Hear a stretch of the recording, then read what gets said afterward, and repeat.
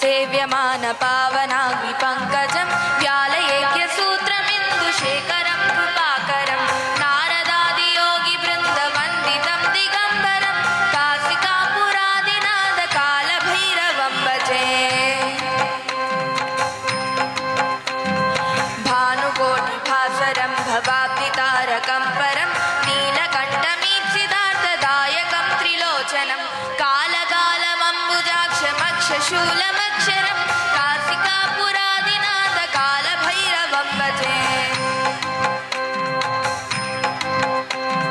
शूलटङ्कपाशदण्डपाणिमादिकारणं स्वामकायमादिदेवमक्षरं निरामयं भीमविक्रमं प्रभुं विचित्रताण्डवप्रियं काशिकापुरादिनाथ कालभैरवं भजे।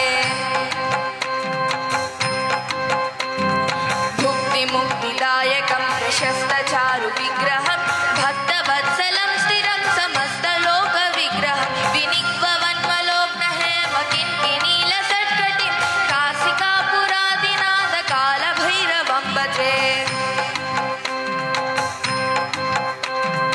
धर्मसेतुपालकं स्वधर्ममार्गनाशकं कर्मपाशमोचकं सुसर्मदायकं विभुं स्वर्णवर्णशेषपाशशोभिताङ्गमण्डलं काशिकापुरादिनाथ कालभैरवं भजे।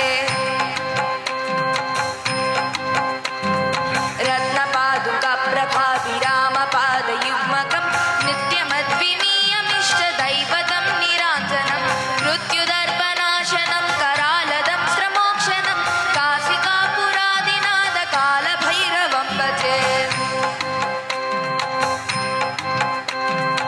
अट्टहासभिन्नपद्मजाण्डकोशसन्ततिं दृष्टिपादनष्टपापजालमुग्रशासनम् अष्टसिद्धिदायकं कपालमालिकाधरं काशिकापुरादिनाथ कालभैरवं भजे।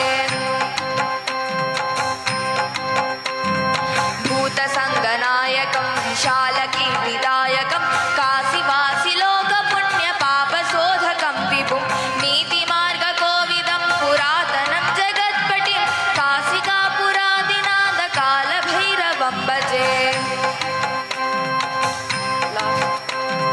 कालभैरवाष्टकं पठन्ति ये मनोहर